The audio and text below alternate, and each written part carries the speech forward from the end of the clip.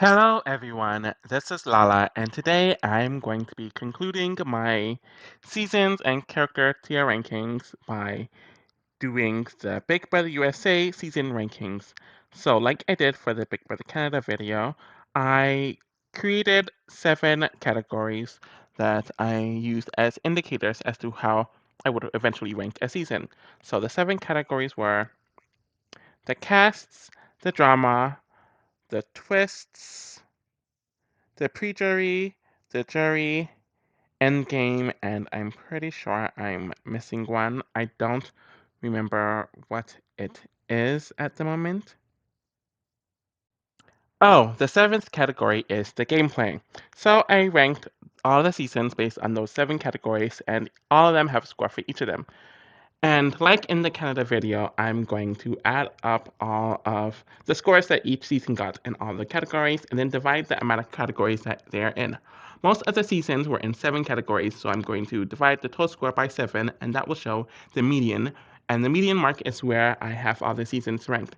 Big Brother 2 and 3 don't have a pre-jury, so those seasons only have 6 categories that they're in. So I'm dividing those by 6, and the median will be based off of those 6 numbers.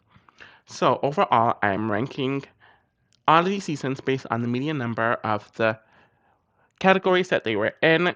And I'm also going to briefly show my first impressions of where I ranked these seasons right after watching the seasons. And that is very different than the final scores.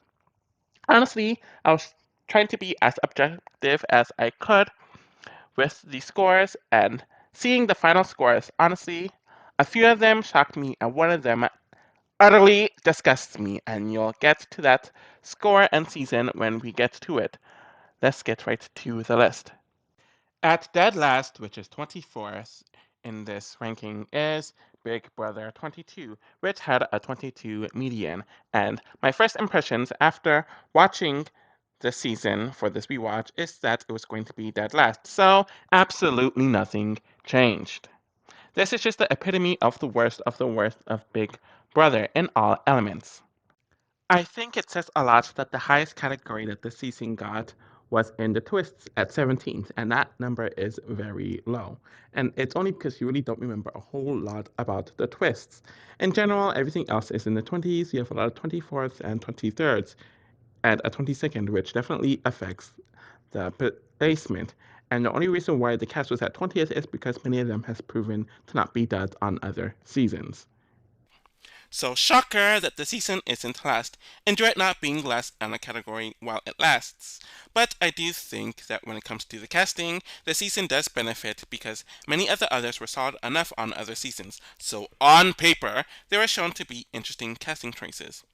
Unfortunately, that did not carry over into the season, and having this cast for an all-star season was very poor, as they skewed newer, had to get who they could for this last minute All Star season due to COVID, and there are a lot of players who are very similar in gameplay and personality, which does affect the dynamic of the season, which was pretty crappy on the season. So Keisha was a dud on the season and was too distant from Big Brother to amount to anything. Nicole had a fall from grace, though the hatred she got was not necessary. Janelle and Kesar were the early brute fodder that they were meant to be and attempted to add some pizzazz to the season, but they were just shells of themselves. Bailey was a lot more calm and forgettable on the season.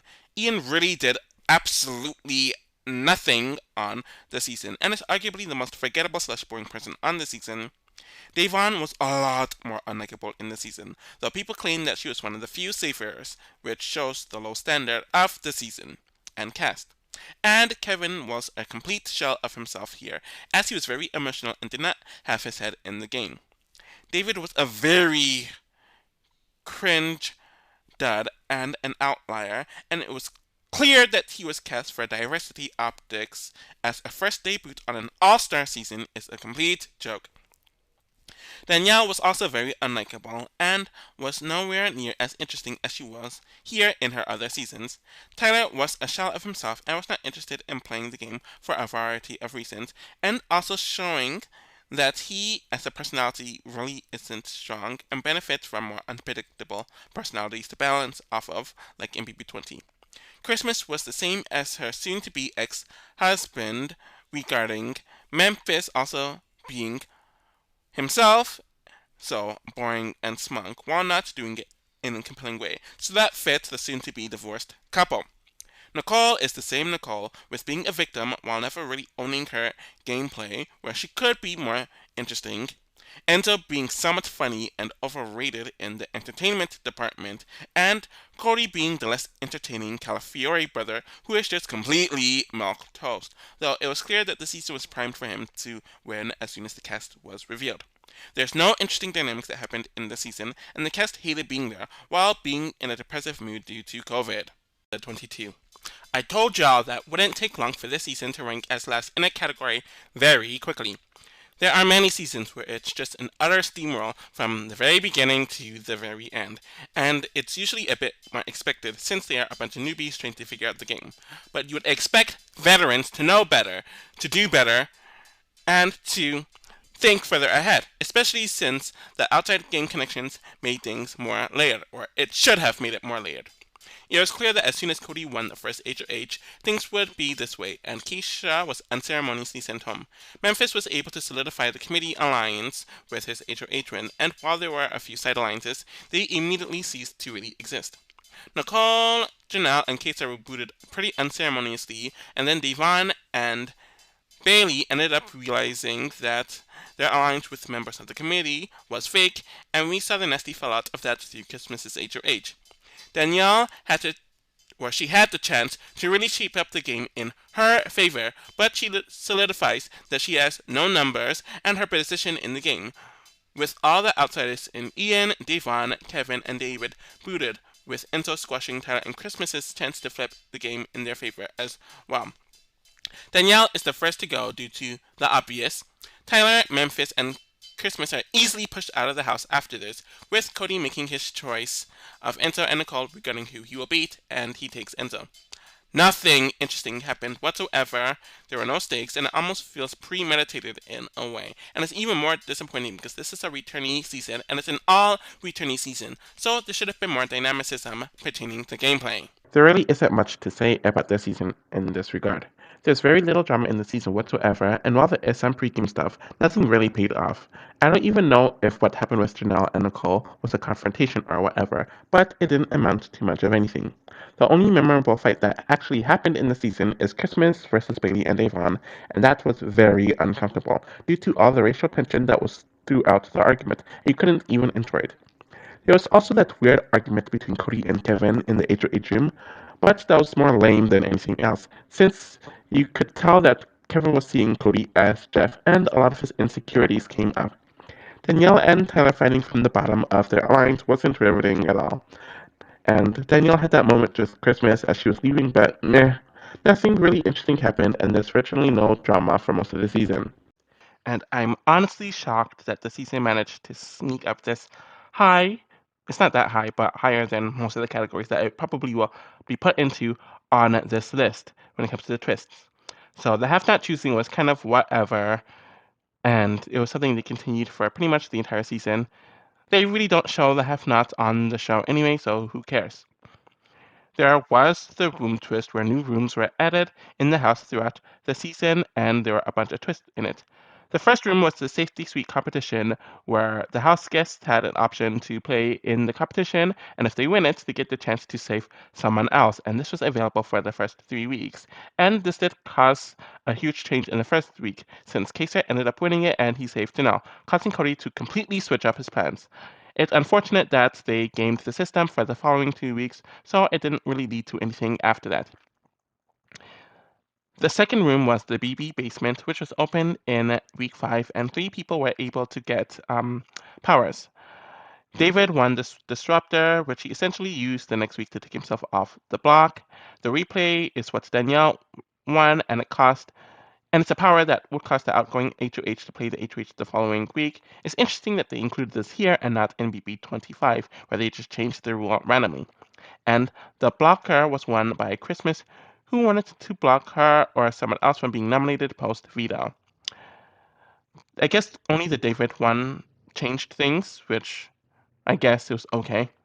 And then the neighbor's house was in week 8, where Will moved into the house to usher the next twist, and there were prices that were put in, and this was him introducing the triple eviction, which was something that should have been so exciting. But the way they did it is they had three different HOHs taking place, the other two taking place during that night, compared to the BB Can triple evictions, where one person wins HOH, nominates three people, and two of the three go home. And it really just took out a lot of the excitement of it, and especially the final 7 week where Danielle was on the block. If that was during an entire week, things might have been interesting, but it took out any sort of intrigue with it just being done in 20 minutes. So honestly, the twists in the season weren't that bad. They just really weren't used, and the boring cast really took over any potential that the twists in the season had. I'm pretty sure that I had this season as dead last on my last pre-jury rankings, but I'm putting this here because the pre-jury started on a dead end, especially with Cody winning the first HOH. And while his plan to take a case have failed, it just led to him changing plans so he could boot Keisha and nominate Kevin as a pawn, with nothing interesting happening at all. Memphis wins the next HOH, and the committee essentially becomes a main alliance, where Nicole Anderson goes home over David, though Devon does not make things easy. Tyler wins HOH and decides to target season 6 by nominating them together, and nothing really came from Janelle and Nicole trash talking one another. Enzo wins HOH and goes after Kaysar, though it doesn't do much in a positive or a negative direction, and I don't remember crap from this week. The final week of the pre-jury is Christmas nominating Devon and Bailey, and they realize that they're in a fake alliance, but the bit of drama that happened in this week was uncomfortable and not entertaining at all. Really, there's nothing positive to come out of this pre-jury. So here it is. So this season was saved from being dead last, and I honestly think it was because I briefly went over the season while making the BB22 fights video. The jury portion of the season starts with Danielle winning HOH, and she's entering it targeting David, but he has that twist to take himself off the block, and she names Tyler as a nominee beside Kevin instead of Devon, rubbing her alliance the wrong way. Devon finally wins the competition and wants to use her veto on Kevin, forcing Ian to go up as a replacement, and Ian ends up going because Danielle sticks with her alliance and intentionally creates a split vote. Memphis wins the next HOH and is still obsessed with David until he is told by the men in his alliance to target Devon, and nothing really happens here outside of Danielle and Nicole to a lesser extent weakening their games as the aftermath of the Ian vote is exposed to Devon. Cody wins HOH and gets into a pissing match with Kevin, who is over everyone in the season. Memphis is finally able to get out David during the triple, though Christmas and Tyler exposed themselves by trying to get out Nicole instead. Tyler wins HOH and nominates Nicole and Danielle with an easy Danielle boot, who gets into a pissing match with Christmas at her eviction. What makes it even worse is that this would have been a decent week, if it was a normal week. So we were robbed of seeing Danielle campaigning for a week on the block. In general, this portion of the season was a predictable molasses chore to watch. When I made this list a few years ago pertaining to Endgame, I didn't actually watch most of the Endgame episodes of this season, since it was boring as hell on the feeds, but watching it for the rewatch, it is still shitty. Corey easily takes out Tyler after the latter and Christmas failed to take out Nicole during the triple. Nicole finally wins in HOH and targets Memphis, since she wanted Christmas as a beckon call or a backup, and it seemed like Memphis was shocked for most, if not all, of the week, but it was still boring and led to absolutely nothing interesting. Enzo wins HOH and Christmas goes after being on the block for 3 consecutive weeks. Cody wins the final HOH and people pathetically hype up him cutting Nicole like it was anything interesting or noteworthy, though his pathology was always clearly leading towards keeping Enzo, and he wins in a unanimous vote. Cody winning was the most foretold thing from even the pre-season, and while the other two portions were complete bores, the end game was even more excruciating. At 23rd is Big Brother 19th, which isn't shocking whatsoever. I also had this at 23rd in my first impressions right after rewatching the season. And looking at the placements, you see a lot of 22 seconds and 23rds and a few low 15s. I was actually shocked that the pre-jury, jury, and endgame portions weren't in the 20s. That was shocking to me, but I guess there's always seasons that were a bit more boring and had a bit less drama, and the drama didn't end up in the 20s as well. So I think that played into effect in everything. So while the drama wasn't great, it definitely bumped it up, where if there was nothing there, it probably would have been last over All Stars 2. A part of me is shocked that this season did not end up as being last, but a part of me isn't shocked as well, especially since I remember when the preseason started, a lot of people were very optimistic about the cast, since I believe they had an older average median than the last several seasons up to this point. The dynamics of the season was very static, and a lot of it definitely has to do with the tired vet slash newbie mixed dynamic. And another part of it is that so many people in the cast were so weak minded. Cameron didn't have much to do during the short time he was on the season, though I don't think he would have gelled with the cast anyways. Megan turned out to be a dud and didn't have what it takes to be a BB house guest. Jillian was also boring and is a very easy person to forget about as well. Dominique had a disappointing run, and while she got into some drama in the final week, she didn't really do much of anything in her other weeks. Ramses is yet another dud who really did nothing in the season and didn't gel well with the cast whatsoever.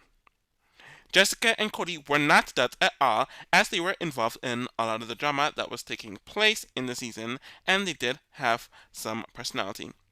At the same time, they were just extremely unlikable and only got favorite because they're going against a lot of unlikable people, and people who are in smaller numbers are always forced to be underdogs.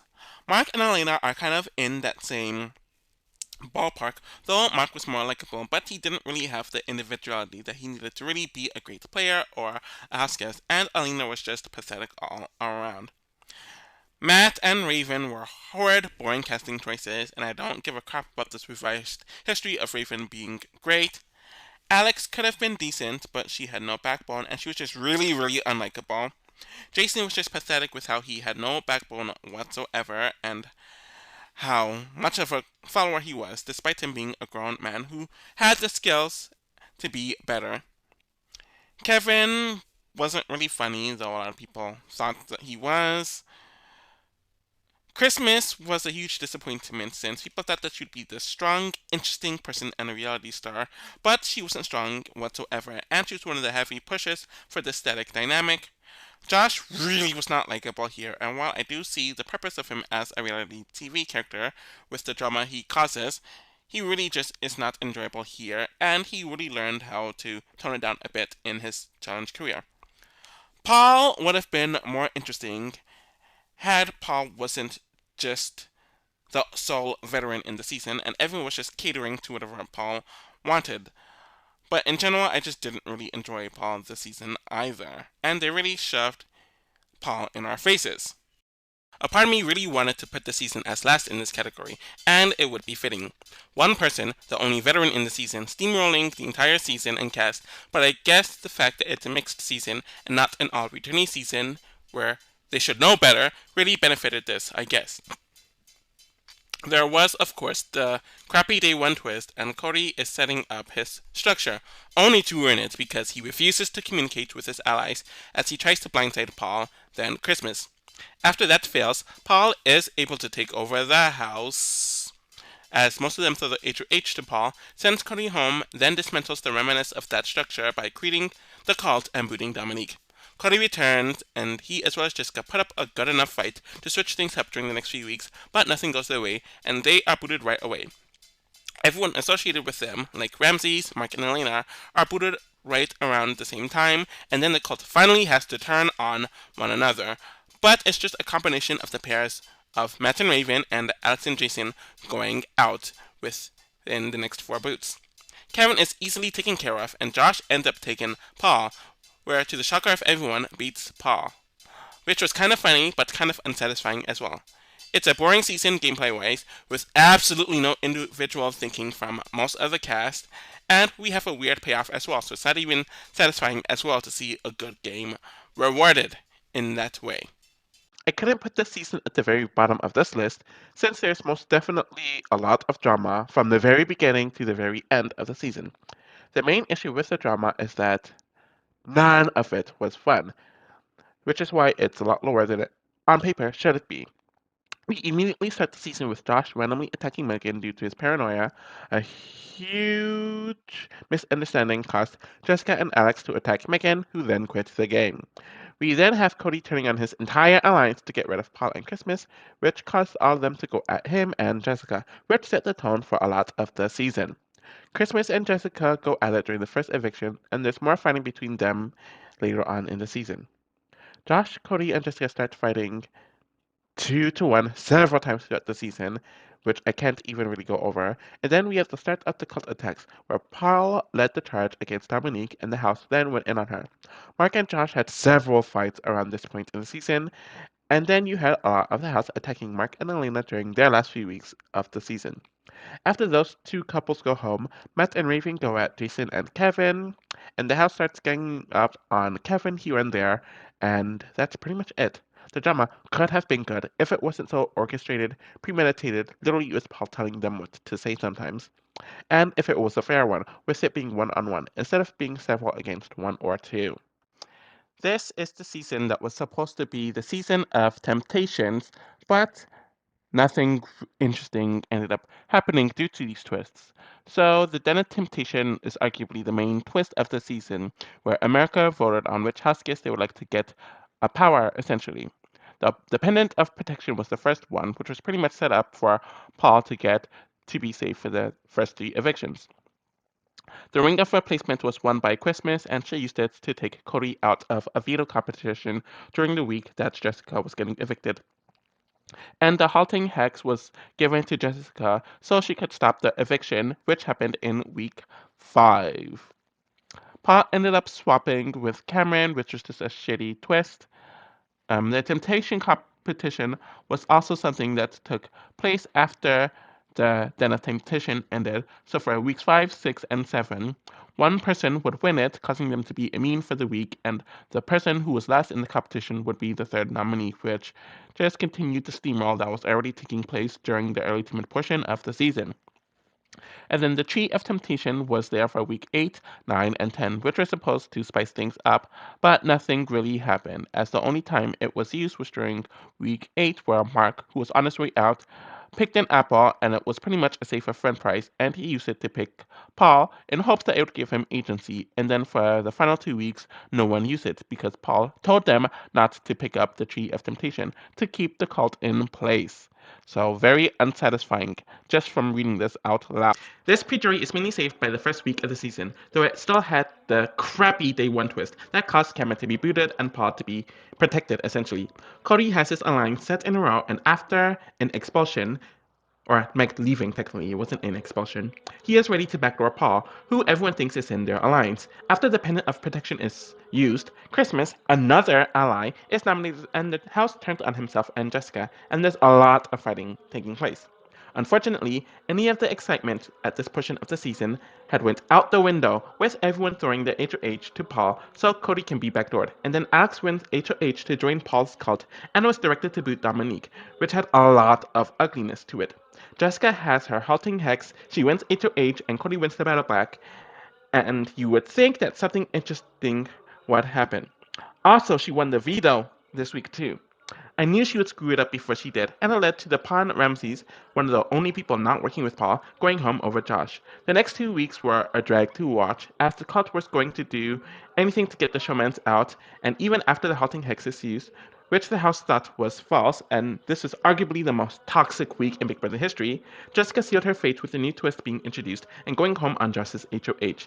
The drama never stopped, but you couldn't really get into it, since it was almost never one-on-one, and a lot of the fights were the same fights over and over and over again, and a few of them were premeditated too.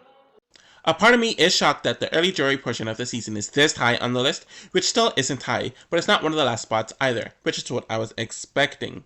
I think one of the reasons why it is here is that despite being boring as hell on a strategic point of view, at least there was some sort of drama, though the content of it was not great at all, or at least for a decent amount of it.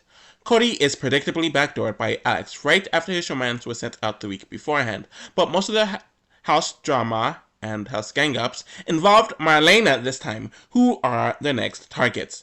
Elena ends up going at the double under Jason's watch, who threw Mark under the bus, and Christmas had an easy HOH by sending Mark home, with no resistance or anything of interest happening at all during that week.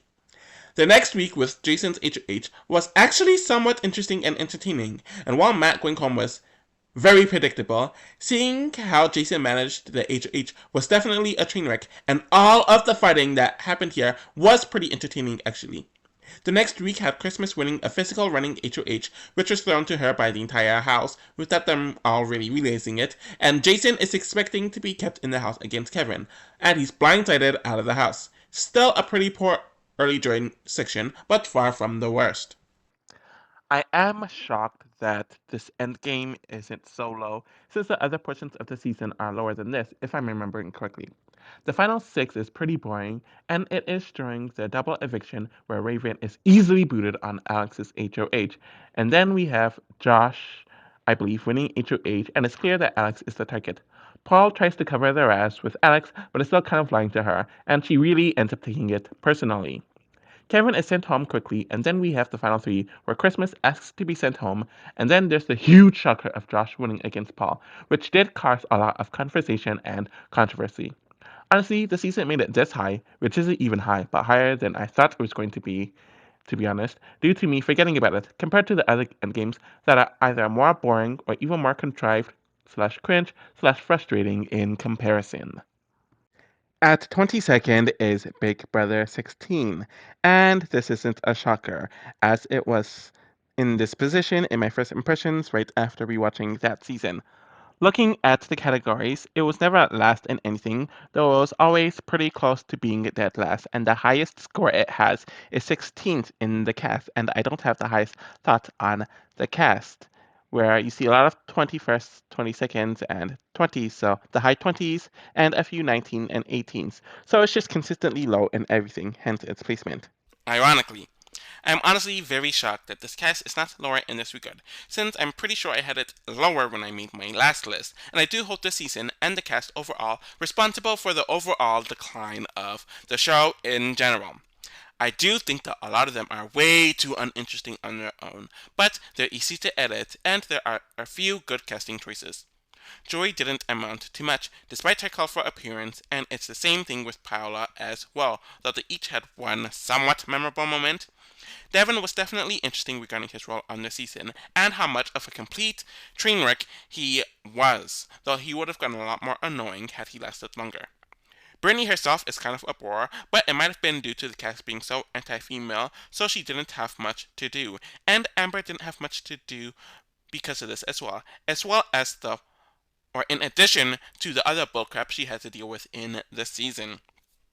Jocasta had all the energy in the world in the diary room, though it was in a very cringe manner, but she was a dud in the actual house, and Hayden was slowly learning the game, but was booted before he could really do anything. Zach's one of the better choices, since he has such a big personality, but I found him to be very contrived, which took away his essence. Donnie's a nice guy and was an underdog on this season, but I feel like on seasons that are more dynamic, he would just be a dud.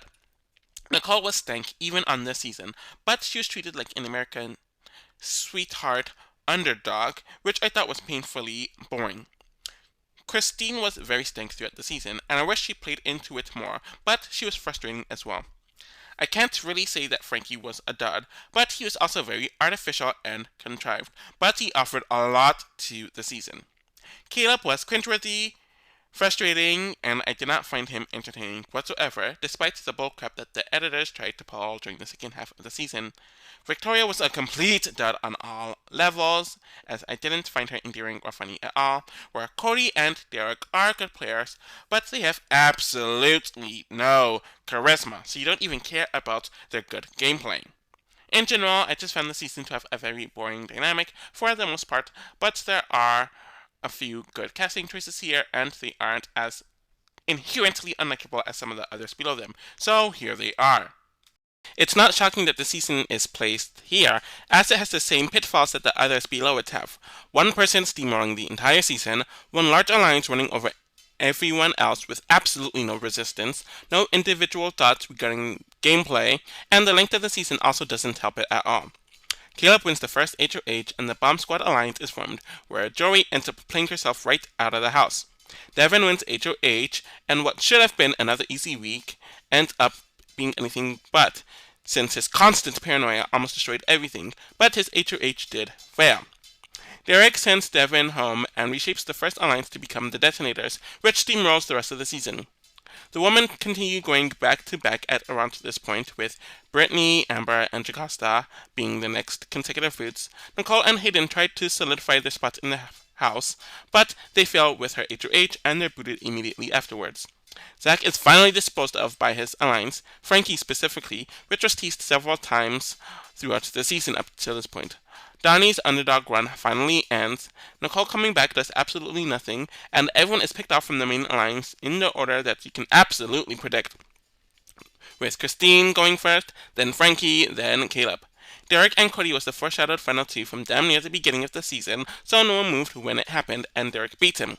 Not only is it a boring, predictable steamroll with a lack of self-interest from the cast overall, but it set the stage for a lot of the future seasons to attempt to, or to successfully, follow this formula. I'm shocked that this season isn't lower in this regard, but there was a bit of drama that I can't really say for some of the seasons below it. A lot of the drama, especially early on in the season, was a result of Devon's HOH week. We first have him going off on Caleb because the latter told him that the Alliance wanted to keep Brittany over Paola, and Devon ended up adding the Alliance, though I don't know if people actually heard it. Then there was the crazy veto meeting where Brittany took shots at Paola for throwing the man on the block. Devon vetoes Brittany off, pissing Paola off as he promised Paola to take her off, and he nominates ally Zach, causing both nominees to go at him before they ended up arguing with one another by the week's end. Things got boring from here on out, though you saw a lot of the men getting pissed off at the women, Zach attacking a bunch of women in the late pre-jury portion, i.e. Nicole, Christine, and Amber. Nicole snaps at Christine and Frankie at the double eviction, though it was Derek and Cody who turned on her, and this was just very cringeworthy. Then there was Frankie turning on the Alliance to save himself, and the entire Alliance pretty much ripped him apart, which eventually led to the Ariana reveal. Zach picked a few more lame fights, and then Frankie had some other fights during the end of his run. Honestly, it seems like on paper there was more drama than there really was, but I think it's because most of them were not interesting and never really led to anything. And chronologically, this was one of the final seasons that didn't have a bunch of twists randomly thrown in to make it seem interesting, which is why it's a bit higher on the list. But it's still very low on the list because of the few twists that were on the season. So, Battle of the Block was introduced on the season where two HOHs are crowned, and each HOH nominates two house guests for eviction, and the nominated house guests win or play in the Battle of the Block competition, where the winning pair not only is safe for the rest of the week, but they dethrone the HOH. On paper, this should seem interesting since people from two different sides could win HOH, and two nominees from different sides of the house can go against one another, but this only encouraged the big alliance to stay together and for them to throw a lot of pawns as the Battle of the Block nominees, so they worked around the system. Team America was then a way for three of the house guests to work together to do a bunch of stupid tasks. Some of them involved the game, which never really panned out, and other were just silly tests that didn't amount to anything, and I really just didn't care for any of it. It was pretty much a worse version of the America's player twist from BB8, which was, I think, 7 years before this. Of course, the jury buyback from the prior season, BB15 continued here and continued for the following two seasons afterwards. And then there was the rewind button, which they did in week 11, where the button was put there, and of course the house guests pushed it, meaning that by the end of the week, they would have to redo that entire week, which they didn't know about at the time. And it's clear that the producers did this so they can make it to their, I believe it was 98 or 99 day the 97-day time span and to drag the season out longer. So while this season had less twists than many of the ones that came after it, the few twists that were in this season kind of sucked, so that's why it is here. A part of me is shocked that this season is this high, but a part of me really isn't, since it's clear that it's only here because of one week. The first week really wasn't notable, as Caleb ends up being the sole HOH and they plan to target Donnie, but he won the veto. Joey ended up shooting herself in the foot and goes home. Devin ends up being the sole HOH in the second week, and it's so chaotic, with him coming up with all these plans to send Brittany home, which his alliance didn't even want, and then him being convinced to spare her after one conversation, and then target his own ally, Zach, which is hilarious, especially with how it all blew up, with Paola, his pawn, going home. Unfortunately, everything after this sucks. The misogyny becomes more rampant, Battle of the Block really takes up the excitement of the season, and we have predictable Devin, Brittany, and Amber Boots. Zach and Frankie's tryhard antics get old, and then Caleb's entire being revolted me, especially around his interactions with Amber. And you could even see how the awkwardness between Cody and Brittany caused her to go home as well. 4 dead weeks caused it to be on here regarding the. This season ended up being one spot higher than I intended when I started making the list. Battle of the Block is still present for the first part of this period in the season, and Nicole remained in power, where she planned to backdoor Frankie, which ended up failing, so she settled for getting Zack out, only for Derek and Cody to flip on herself and Hayden to boot Jocasta. Caleb wins HOH in the double, and Hayden is easily disposed of here, where Nicole ends up lashing out at Frankie and Christine, despite it being Derek and Cody who ruined her game. Nicole went from being one of the HOHs to being evicted when Christine is pressured to sending Nicole home by her allies, and it was clear how the season was going to go from here on out. Donnie managed to save himself in the Battle of the Block, which everyone was attempting to sabotage for him to lose, which caused Frankie to remain in power, and he sent Zack home, which really wasn't good for Frankie now that I'm thinking about it. As the latter ran out of cat lives. Zack, I mean.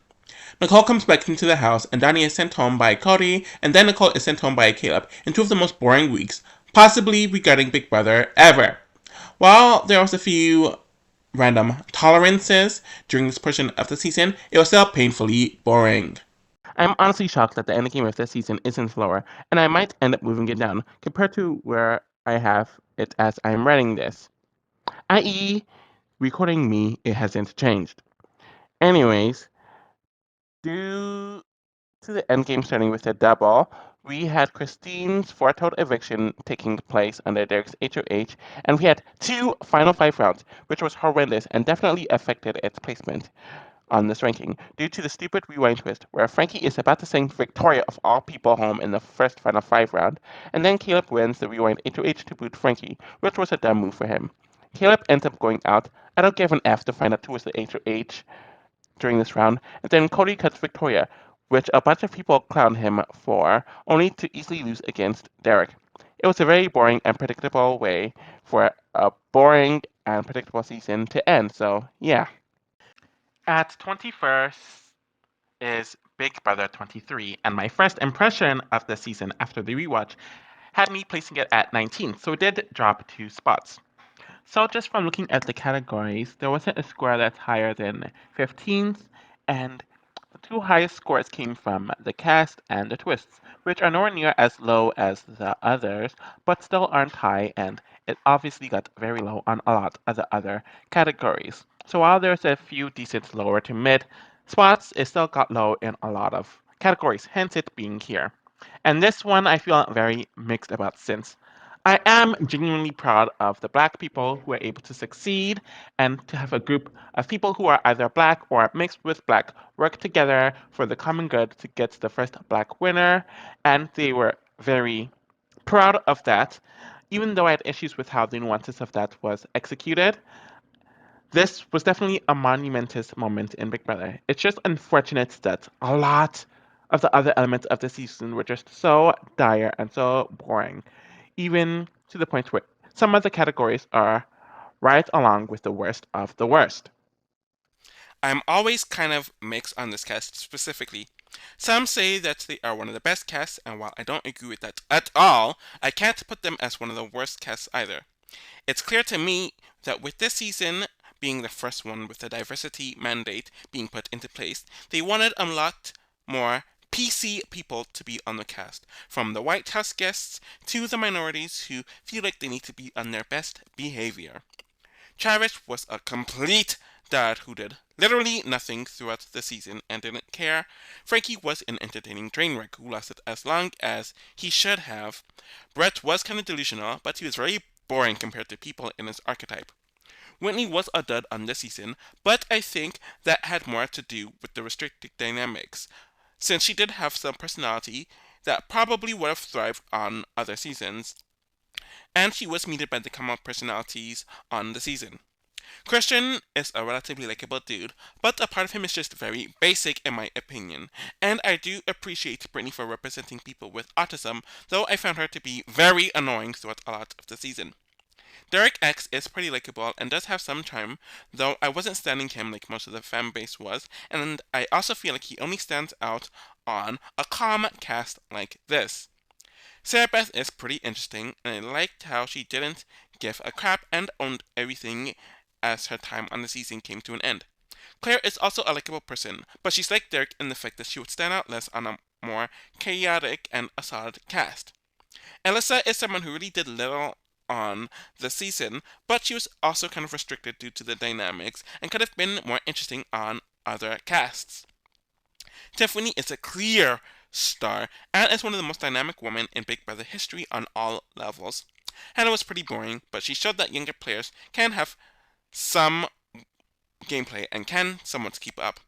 And Callan is also someone who is pretty dynamic and unique on all facets. Azza, Derek X, and Xavier are all pretty boring as well, who don't stand out much at all. In general, this is a very PC cast, and while there are some bright spots, a lot of them did not do much, either due to being boring or the dynamics being painfully stale. It was clear that the season, or at least the gameplay of it, was not going to be very high on this list, though I do appreciate how people in the black diaspora really stuck together to ensure that someone within the diaspora would be the first African American house guest. But there was a period where there was a chance that the slaughterhouse could be the dominant alliance, but Frenchie was too much of a disaster and had a bunch of random targets on his HOH, only for him to expose the alliance and was sent home the very next week.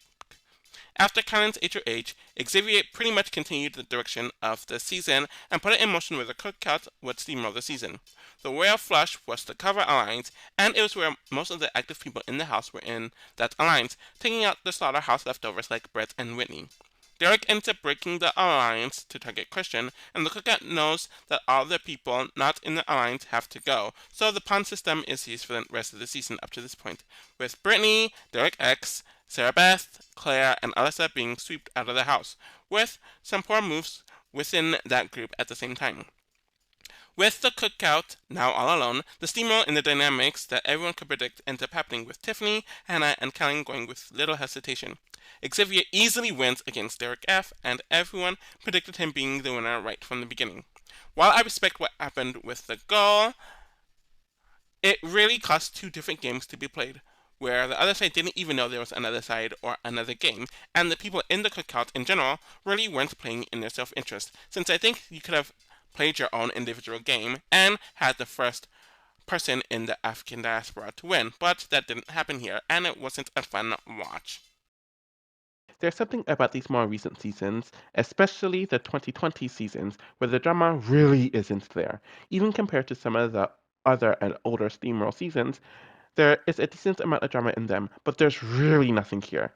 Even moments that are supposed to be dramatic, like Frenchie's spiral and Christian's backdoor, didn't really have any drama in them whatsoever, or very little drama. We had a few tiffs between Tiffany, Derek, and Asa throughout the season, though the latter two never kept the same energy in her face that they had behind her back. The only really notable fight that happened was at Kellen's eviction, where he took it poorly and was pretending to be smug and superior by stating that Xavier isn't going to be a good example for his nephew, for the brother of Xavier's that died right before the season. And obviously, Xavier got very, very angry.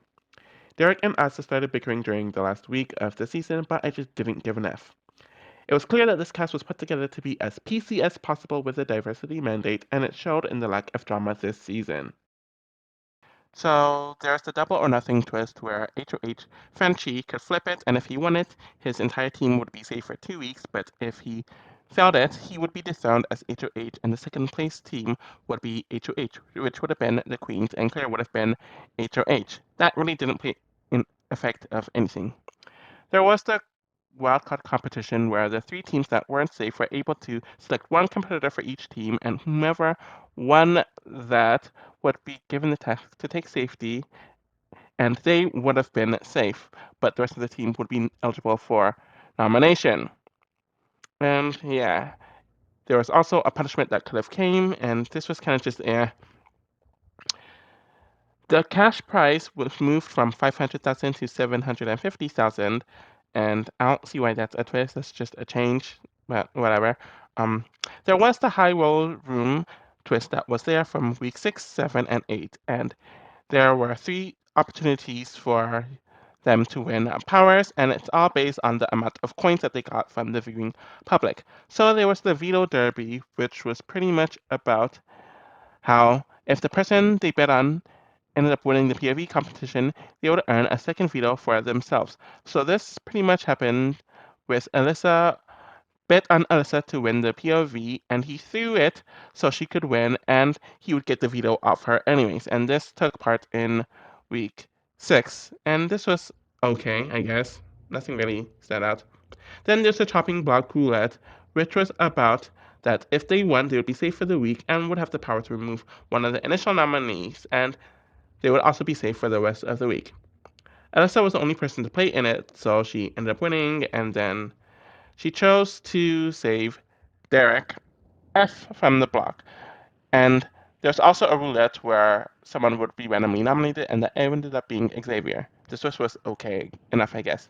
Then there was the final twist, which is the coin of destiny, where pretty much the person who won this could challenge the reigning HOH, and they would be an they would anonymously be the new HOH, but they wouldn't be eligible to play the next HOH, which wasn't the case 2 years later.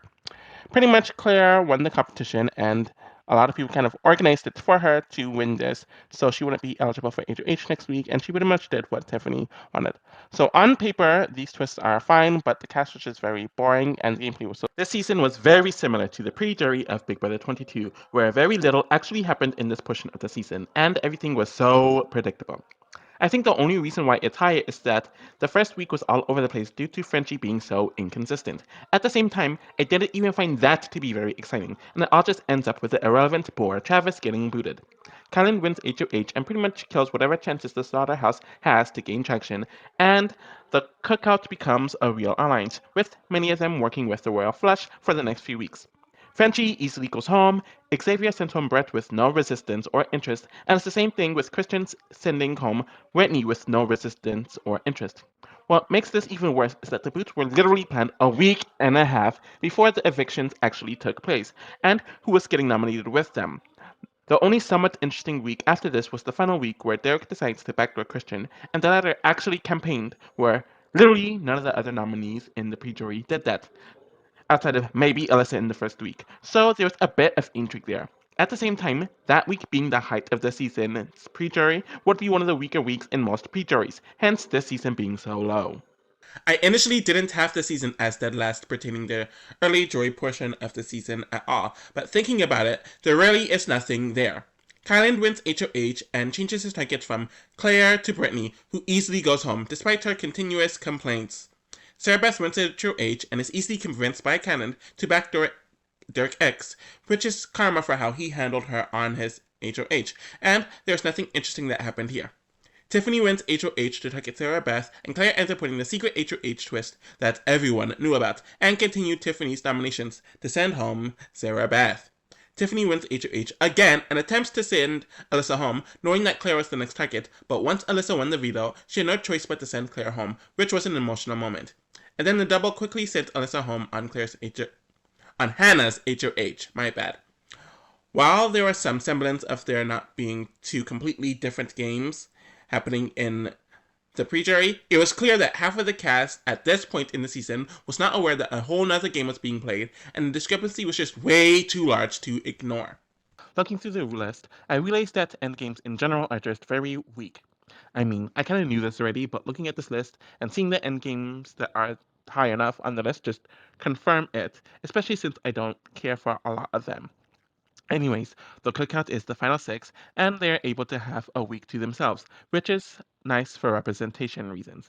But when you look at the actions of the actual endgame, there isn't much there. Tiffany is the easy target in the final six, though it hurt more due to Cannon being the one to send her home, and then Hannah is quickly sent home in the double, kind of in a karmic way based on how she sent Alyssa home a week prior, as they are both lied to by the HOH that sent him home. and in her case, it was Asa. Kylie was missed by Xavier the entire week, and the final four being a full week is definitely a negative. But we did get the fight, which was pretty good, and it did raise the endgame quite a bit. We saw Asa and Derek F fighting a lot during the last 2 weeks of the season, which was kind of funny since both of them are kind of pointing fingers, but it made things a bit more interesting, though Xavier's win was so damn telegraphed. So at 20th is Big Brother 25, and from my first impressions, I thought it was going to be at 15th. So just from looking at this, you see a lot of 14th and 15th, which makes sense as to why me potentially ranking it at 15th would make sense, but it dropped pretty low on some categories, like the jury and endgame being very low and the twists being dead last. So that dropped it down significantly for a median of 20 pertaining its spot, and it has a 17.71 median. I think at this point on the list, the casts are a relative mixed bag, and this season's cast is the epitome of that, as there are some bright, bold casting choices, and some of the dullest/worst casting choices ever.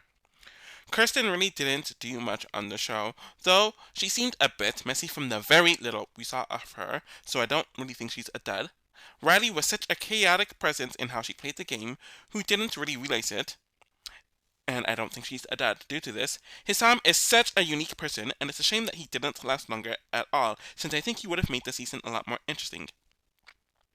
Red is a complete dad, and is one of the best examples against casting influencers on the show. Izzy was definitely someone who kept the game frantic, even though she frustrated me a lot throughout the season. Jared is someone who is very polarizing and definitely brought a lot to the season, even if he was unlikable throughout his time on the show. Miko was someone who seemed like such a good casting choice from interviews and stuff outside of the season on paper, but in actuality and in action, she was an absolute dud on the show who did absolutely nothing. And I really don't appreciate her having all this mouth outside of the show when she didn't really have the action in the house. Cameron definitely made my skin crawl a lot throughout the season, but he did offer some unpredictability to the show, I guess. Corey is one of the more tolerable nerds on the show, though I do think some stan bases overhype him a lot. Blue was very contrived and inauthentic without offering anything to the show. America is cool at times, but I do think she was hyped up because she was a pretty white woman. And a lot of people tend to stand people based on shallow reasons like that, though she didn't do a whole lot in this season. Sari just proved why she is a GOAT reality star, as she was more sassy and had a big personality in comparison on this season, and she was able to keep up gameplay wise, despite having her frustrating moment and wanting to give up at times. There is no one like Felicia on the show, and she added so much to the comedy of the season, as well as the drama of it as well. Bowie is in the category of red, where a wannabe influencer, or someone who really seems like they have a big personality due to shallow reasons, is just very boring and was a dud on the show. Matt and Jeg were also very boring, though they represented groups of people that were not often on Big Brother, and they both got very sanctimonious, which just made things tougher to watch as the season came to an end. The dynamics were interesting at times, but there are other points where it was just painfully. This season is one of those in a line of seasons that has one alliance steamrolling in the beginning of the season, and then another alliance steamrolling in the second half of the season, but not a whole lot in the season is interesting gameplay wise. Riley wins the first H2H, but doesn't really have to nominate anyone, but Kristen easily goes home, and Hassam wins H2H to boot Riley. Not a whole lot really happened in this week that was interesting.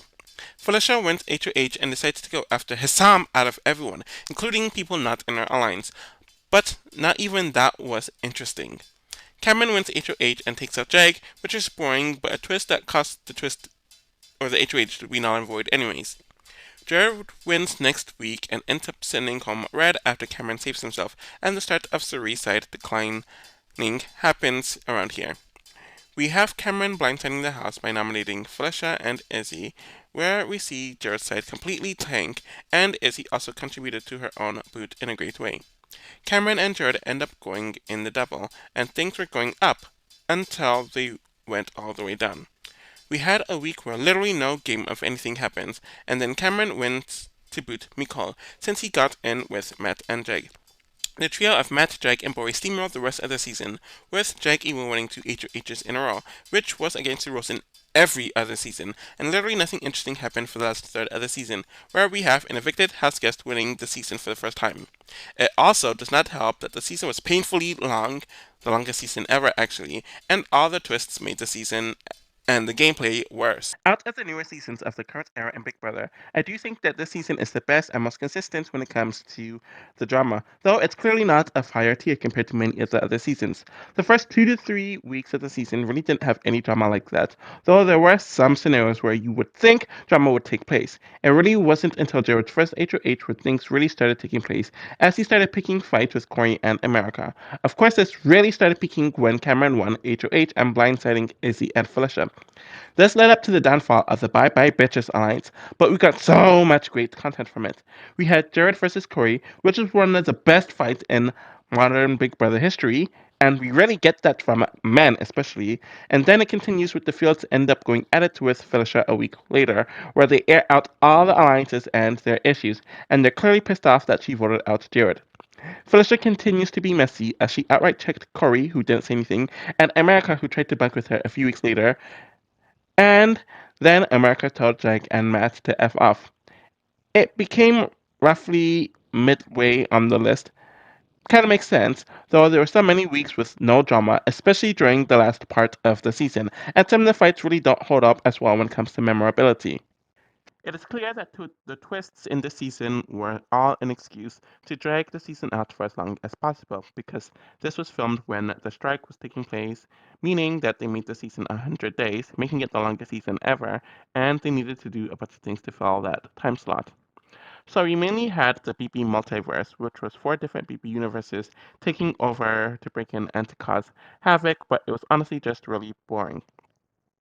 The main thing from the BB comic verse that I got was the BB power of invincibility, which essentially saved Jake from eviction in week 4, and the season would have been so much better in hindsight had they just let him go. But this was a clear example of dragging the season out. Then there was the Humiliverse, which was just a bunch of dumb stuff, like the week 3 HOH having stats coming out during the competition and throughout the week, and then week 6 was Humilia week, where there's Stinkometer and all that BS, and then I believe there was a pie nomination ceremony. That part was fun, but otherwise it just kind of sucked. Then there was the scary verse where one person was dragged to the nether region for a few hours for some random reason, though it never really contributed anything. And then there was the scary week double eviction and the Big Brother zombies, where two people were booted in a normal eviction, but they would both come back as zombies for the next week, and then we spent an entire week with absolutely nothing happening, since it was all leading up to one of those zombies returning to the house. And it was just a waste of time.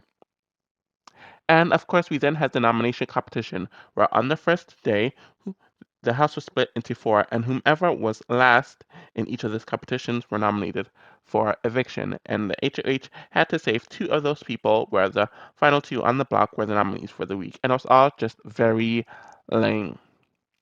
We did have the classic jury format come back, where it was 7 people in the jury, which hadn't been the case since I think Big Brother 14, so over a decade. But it kind of didn't work this season because they dragged out the pre-jury for way too long. So essentially, none of the twists in the season really worked, in my opinion. I have never been the one to think that the pre-jury was good, even in the first few weeks of the season. I found the first 2 weeks to be very boring, as Rolly had the easiest HOH, but she still managed to screw it up in a pretty boring way. Hissam was so obsessed with getting Rally Alley out.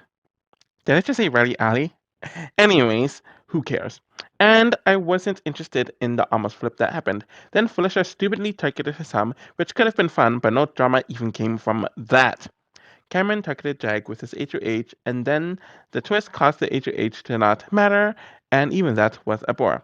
I only got interested during Jared's HOH, where he started getting into it with Corey and America, and you saw things with the Bye Bye Bitches starts to get a bit weaker. And then the best week of the season was Cameron's second HOH, where he shocked the entire house with nominating Izzy and Felicia, and then the other side finally realizing the power structure due to Jared being a hot mess, and then flipping the votes on Izzy. Jared wins HOH again, and not a whole lot happens here, as Cameron easily goes home and Jared follows him in the double, only for the double to be fake. We wasted an entire week where absolutely nothing happens, and this cast isn't interesting enough, Big Brother 2, to handle a week where nothing happens. And Cameron wins his final HOH, where he teams up with Matt and Jag, and it seems like Felicia is going calm since Cameron doesn't want her in the jury, and she's picking fights. But the house flips to boot me calm. The pre-jury is just way too long, and it's one of the reasons why it is so low, outside of many of those weeks being boring. 5.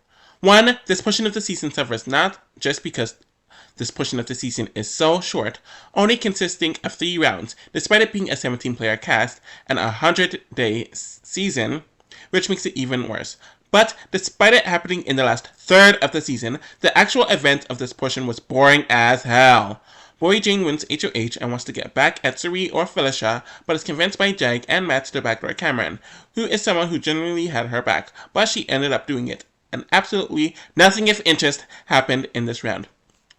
Technically, it wasn't a backdoor since Cameron wasn't original target, but that's besides the point.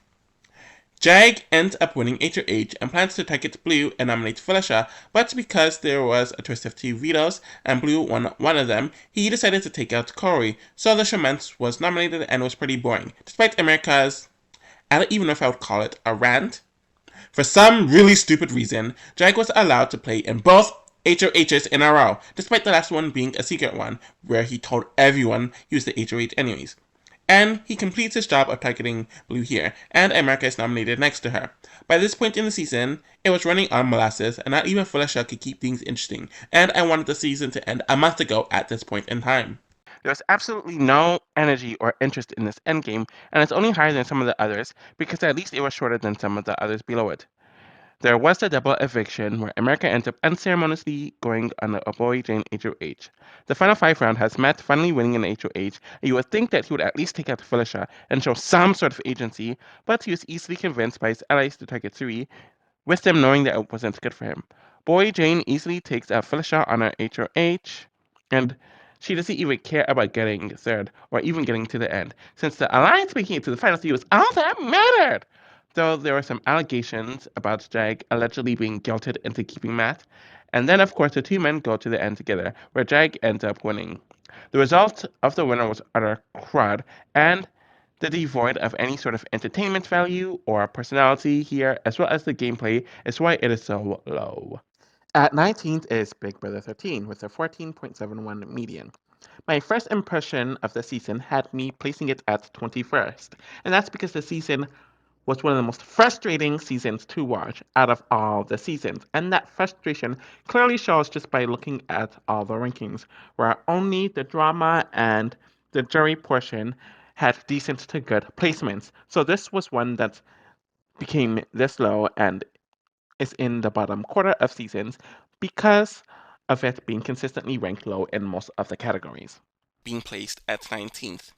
So this season suffers from a lot of what mixed returnee seasons suffer with regarding the newbies being cast to be fodder for the veterans are set up to fail and in general have weaker personalities in comparison, causing for a huge imbalance and causing for a crappy dynamic. Keith was a mess, but not really in an entertaining way. Cassie was very catty, but was also pretty snotty and had a superior complex, only to be looked better because she was fighting with Rachel.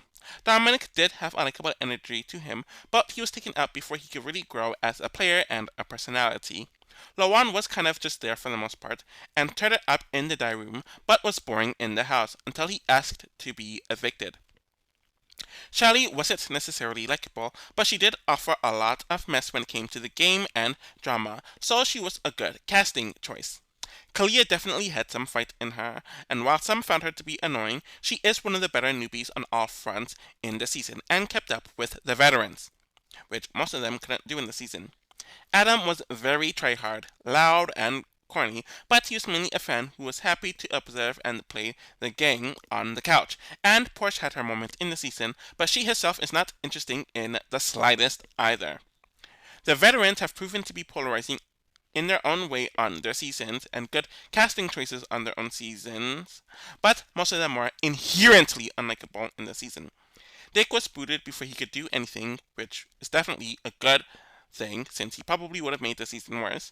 Brendan was really entitled and insufferable despite doing nothing in the season and him not wanting to be there at all.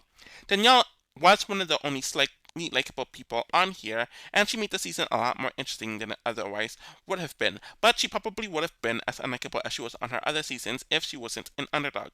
Jeff was a big character who had a very great fall, despite the edit trying to paint him as a hero who could do nothing wrong, though the entitlement and the nastiness still peeped through. Jordan really did not want to be there and also had a nasty and entitled attitude. And Rachel was polarizing, though she came off as more likable in this season compared to her last season. So, one of my least favorite dynamics are mixed seasons, since the veterans usually have so many advantages just from playing before, production being on their side, since they pay the veterans more money in hopes that they will get the ratings to rise, so they want a return in their investment, and the twists all benefit them too, in addition to the newbies being star-eyed over the veterans. Of course, the veterans are going to align with one another, and they were able to convince a few of the newbies to vote with them, causing Keith to be booted, and for his anti-veteran alliance to be booted right after him, which we saw in Cassie and Dominic being booted after him. While Danielle did flip against the veterans due to a relationship with Dominic and failing to get the pairs to turn on one another, she aligned tightly with Kalia and Leah Porsche, where they went on a run for the next few weeks, which made the season more interesting, but their moves were frustrating, since it could have been better, but we just got two Brennan boots and Lawan essentially asking to be voted out. Jeff gains the power back for his side and used it to boot Danielle, but ended up alienating Shelley, who caused for his own downfall, which happened at the double, and the vote with Danielle and Clea was actually very close. After this, the season gets very boring with the stupid twists, and the vets pretty much steamroll after this, causing for a Rachel win that feels so engineered. The middle was interesting, but the beginning and the end of the season was not, and I feel like the middle is kind of overrated as well. And with production aiding the veterans, it was just way too notable in the season. So gameplay wise, it just flops. I'm honestly kind of shocked that the season ended up making it this high when it comes to the drama, though I might switch it with Big Brother 12 now that I'm thinking about it. We had Keith snapping randomly at his allies, like Kalia, and the veterans melting down, but things didn't get real until Keith was booted out of the house. Cassie has her arguments with Brennan and Rachel, which are definitely interesting, despite it not really changing anything. The third week was one of the huge peaks of the season, where we saw a lot of fighting with Danielle and Brenchel, who, of course, or which, of course, led to the huge confrontation in the kitchen, and then Kalia and Brennan going at it before that huge fight, which ended up involving Jeff and Jordan as well. There's a bunch of fighting between Danielle and Rachel, as well as Kalia and Rachel, for the next several weeks of the season. Porsche and Shelly also end up arguing. Rachel ends up snapping at Porsche at one point or another. Jeff and Kalia have their own feud during these middle weeks, and then Shelly and Rachel end up having a huge blow up when the jury portion starts. This all ends up leading to the double eviction week, where Shelly and Jeff have a huge, nasty fallout where Adam throws Shelly under the bus, and everyone is watching this happen as they go at it for several hours, which even continued right before Jeff was evicted in the double. And then Jordan snaps at Shelly after that eviction as the aftermath of it. There are a lot of memorable and tense fights in the season, but I think this is the best that it should rank placement wise. This is a season that had a decent amount of twists, and very few of them actually worked. So the first one is the duos twist, which is different from the couples or the pairs twist in Big Brother 9, where if one of them went HOH, both of them went HOH. If one of them was evicted, both of them were evicted. Like stuff like that. Where duos, if one person went HOH, the other person is just immune. And when a pair is nominated, only one of them gets evicted. And in my opinion, I feel like they did this to give the veterans more of a security blanket. And what makes it even worse is that the newbies who did not know each other were paired together, and the veterans who did know one another were paired together, and they're called dynamic duos. So you had a boyfriend and a girlfriend an engaged couple and a father and a daughter being paired together. So obviously things were going to be a lot more unbalanced there. Then there was the golden key twist, where the person in a pair who stays for eviction ends up being safe until the final 10, and this continued up until there was only 10 people left. And it was clear that they did this just in case a veteran was on the block and one of them went home. It would cause the other one to be safe for the next few weeks. And then how they handled the previously evicted house guest was that out of the ones who were evicted, there was a vote by the audience, and obviously the veteran ended up winning that, and they had to compete against the person who was just evicted. And another this was another cushion for the veterans if they just so happened to have been evicted. And we saw this with Brendan. Then there was the Pandora's box that was a continuation from last season, and with the way that it happened here, it really screwed up the game as it brought back the duos twist, which obviously benefited the veterans since if one of them was safe, the other one was as well, and it just gave them more incentive. In general, it's clear that a lot of these were put in place to benefit the veterans, and if this was just a newbie season, I think the twists would have been better, if it makes sense, or if what I'm saying makes sense. This season is all over the place regarding the pre-jury, but I'm definitely leaning more negative than even being mixed on it, hence its placement here. Rachel wins the first HOH and decides to target Keith because she wants to give Push a key, and Keith made it known that he was targeting all of the veterans.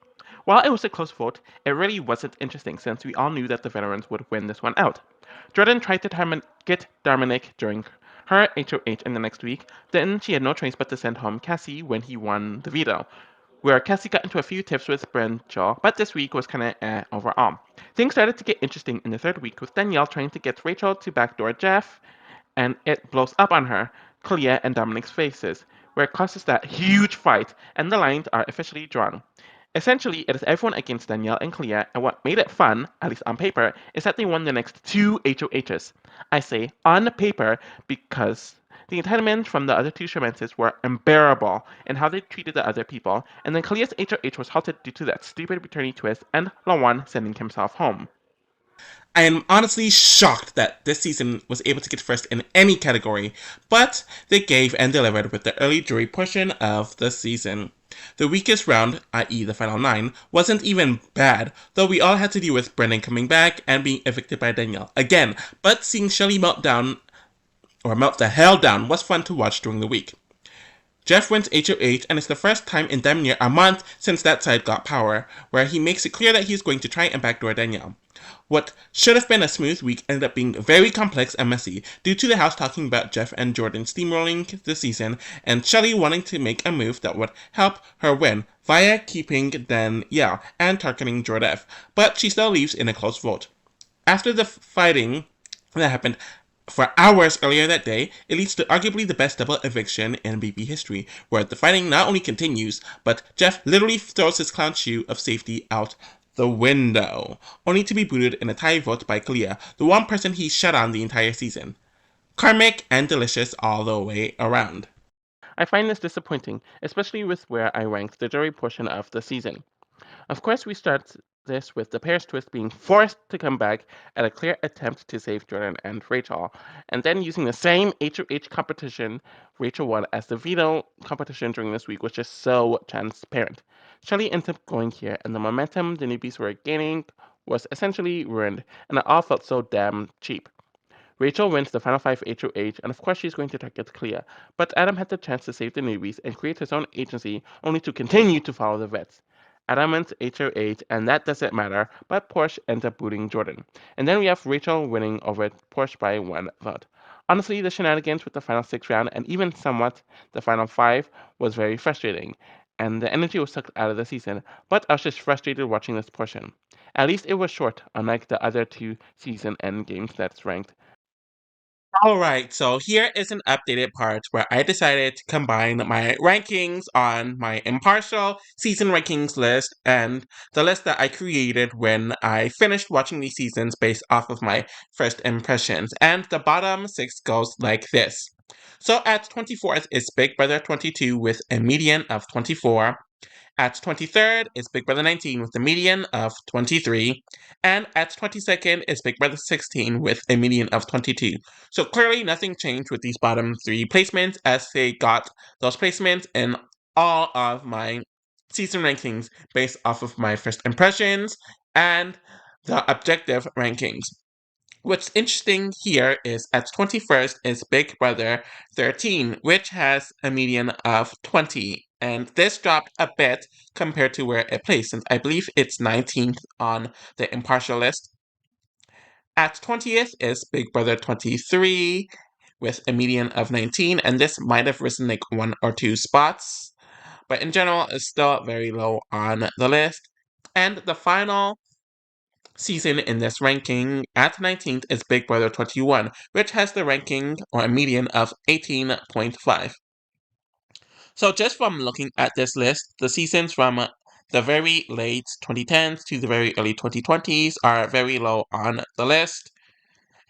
And even Big Brother 19 is a late 2010 season, so the late 2010s to the early 2020s in general is just a very weak period for Big Brother seasons. And then you have Big Brother 16 and Big Brother 13. So one mid 2010s and one early 2010s seasons. And this kind of makes sense. All of these seasons either has a boring steamroll, a very unlikable cast, or just a toxic element to it that really just wasn't fun. And you're not going to get much out of any of these seasons. So this placement makes sense based off of my immediate impressions and my more objective perspective on it. I'll continue this for the other three parts of the video, and yeah, I'm definitely looking forward to seeing where they end up.